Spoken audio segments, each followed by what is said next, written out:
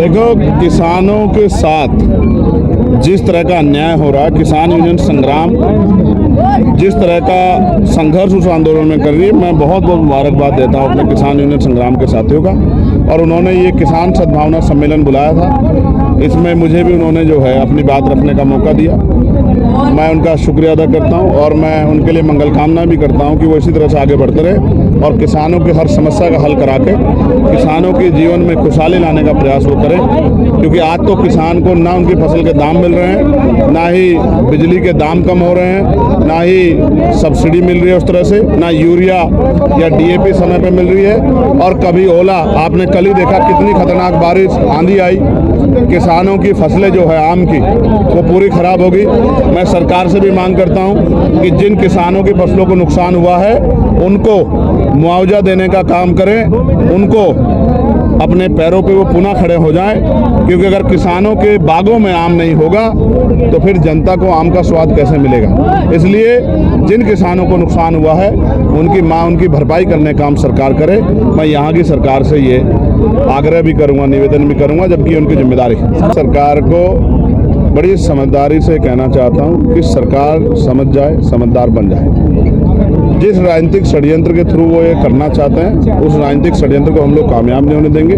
और यहाँ हम लोग किसान कमेरों में, नौजवानों में, दलितों, पिछड़ों, मुसलमानों में भाईचारा बना के इनसे वो सत्ता की कुर्सी छीन लेंगे जिन कुर्सी पे बैठ के यहाँ इस तरह के षड्यंत्र कर रहे हैं। जो वेद मस्जिदें, मदरसे हैं, उनको भी जानबूझ के षड्यंत्र करके लोग तोड़ने का काम कर रहे हैं। हम लोग ऐसा नहीं होने देंगे।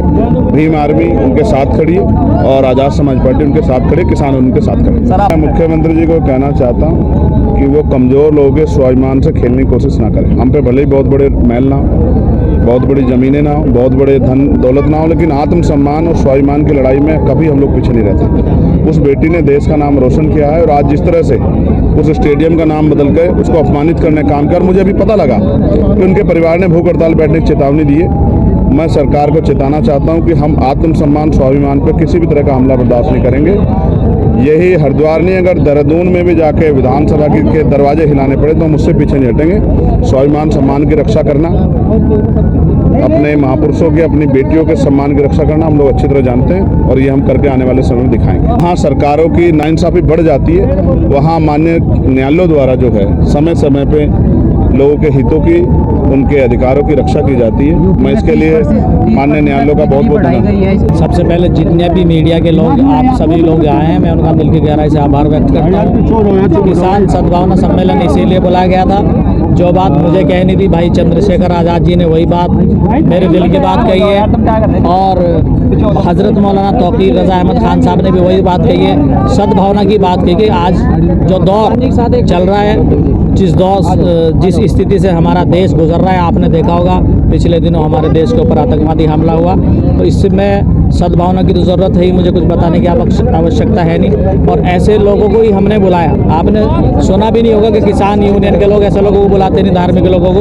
हमने हज़रत मौलाना तौक़ीर रज़ा साहब को बुलाया, हमने अपने छोटे भाई सांसद चंद्रशेखर आज़ाद जी को भी इसलिए बुलाया था कि आपसी जो तालमेल है तमाम जात बिरादरी का वो बना रहे। हिंदू, मुस्लिम, दलित, तमाम अगड़ा पिछड़ा जितने भी हमारे भाई हैं, सब मिलजुल करके काम करें और सद्भावना बनी रहे। यही भारतीय किसान यूनियन संग्राम का काम है, जो हमारा मुख्य मिशन है। मजलूमों के और जालिमों के खिलाफ जो लड़ाई हम लड़ रहे हैं उसको ताकत देने के लिए हमारे छोटे भाई चंद्रशेखर आज़ाद साहब आए थे, हमारी आवाज़ में आवाज़ मिलाने के लिए आए थे। मैं उनका भी दिल की गहराई से आभार व्यक्त करता हूँ। और जो संगीपुर गढ़ी के आवाम ने और इस खातर क्षेत्र के तमाम लोगों ने हमारी मदद की है, मैं दिल की गहराई से आपका आभार व्यक्त करता हूं। आज़ाद समाज पार्टी के पदाधिकारी, भीम आर्मी के पदाधिकारी और भारतीय किसान यूनियन संग्राम परिवार के तमाम जाबाज सिपाहियों का मैं दिल की गहराई से आभार व्यक्त करता हूं। और आप लोग आए, आपका भी दिल की गहराई से आभार व्यक्त करता हूं। बहुत बहुत शुक्रिया।